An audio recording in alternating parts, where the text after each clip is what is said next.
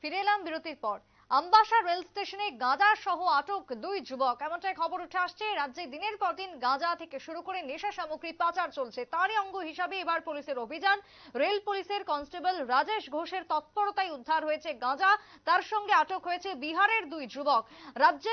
বহিরাজ্যে পাচারের উদ্দেশ্যে দুই যুবক ব্যাগে করে প্রায় 8 কেজি 400 গ্রাম গাঁজা স্টেশনে নিয়ে যায় এবং তাদের গতিবিধি সন্দেহ দেখে আটক করা হয়, জিজ্ঞাসাবাদ করা হয় এবং সেখান থেকে এই দুজন গ্রেপ্তার হয় বলে খবর। কি বক্তব্য উঠে আসছে আমবাসা থেকে রেল স্টেশন চত্বরে গাঁজা উদ্ধার প্রসঙ্গে পুলিশের বক্তব্য শুনুন।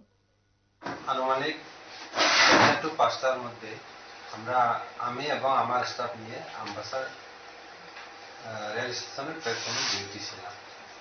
ঠিক এমন সময়ে আমরা দুজন লোককে সন্দেহ হয়ে তাদের ব্যাগ এবং তাদের জিনিসগুলি আমরা চেক করি। তখন একজনের ব্যাগে 4 কেজি আর একজনের ব্যাগে 4 কেজি 200 গ্রাম গাঁজা উদ্ধার।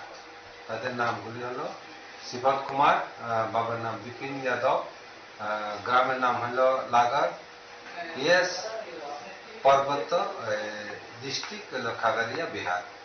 আরেকজনের নাম হলো অক্ষয় কুমার, বাবার নাম শালেন্দ্র যাদব, অফ লাগার, ইয়েস পার্বত্য, ডিস্ট্রিক্ট খাগড়িয়া, বিহার। বাজার মূল্য আনুমানিক 80,000 টাকার মতন হবে। আমরা আগামীকাল তাদেরকে কোর্টে ফরওয়ার্ড করুন। সবকিছু করার পর আমরা কোর্টে ফরওয়ার্ড করব এবং রিমান্ডে রেখে আমরা পুলিশের বক্তব্য আপনারা শুনলেন।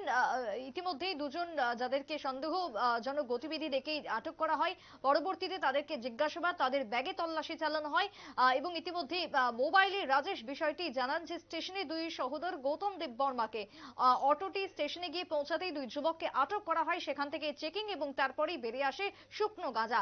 দুই গাঁজা পাচারকারীকে আটকের সাফল্যের নেপথ্যে মূলত রয়েছেন রাজেশ হলেও গৌতম দেববর্মা রয়েছেন এবং মধুসূদন কুর্মী রয়েছেন।